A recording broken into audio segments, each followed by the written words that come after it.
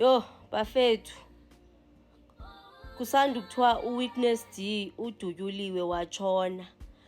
Kwabangamazi ngibani uWitness D? uWitness D ufikile lapha kuMadlanga Commission ezotestifya waze wa-implicator oBrigadier Julius Mkhwanazi.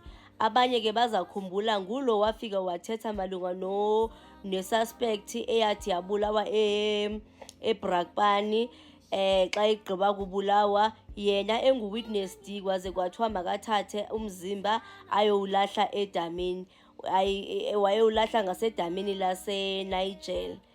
Sibhizi siphicuthana nomcimbi kaMinister Senzo Mchunu namhlanje uphekwa esophulwa nguCommissioner Baloyi noCommissioner Khumalo namhlanje, ngongathi uCommissioner Madlanga uthe sikiyazi njazam nje, kanti hayi ikhona into engaphaya ezaza.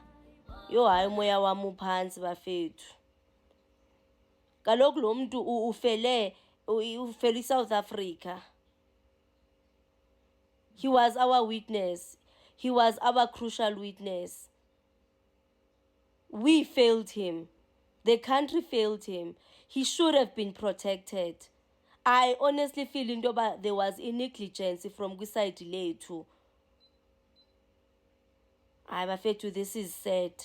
To make matters worse, yonke lento yenzeka right in front of inkosikazi nabantwana bakhe.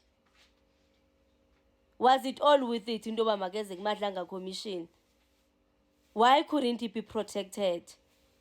If indeed he was a state witness, why engakangaphiwe i-protection? Because vele kumele yaziwe into yoba bazafuna ukumsusa, bazafuna ukumcicha. Phofu wayitsho ke lento uGeneral Mkhwanazi into yoba abase-KZN bazaba safe, even i-witnesses zabo ezase-KZN zaba safe. Akaziveli usizi zeze zalapha eGauteng. Sithini xa kunje?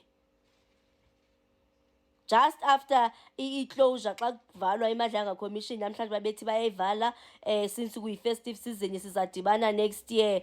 Yo andikwazanga nokwenza i-content kaMinister Senzo Mchunu. Abafethu umoya wami uphansi. Nethi kanjalo iyawina imigulukudu. Abafethu, no, we failed him. The country failed him. He ought to have been protected. He needed state protection. Akudlaliwe ngempilo yomntana nomuntu angeke. Yo hayi umoya wami uphansi. Yini?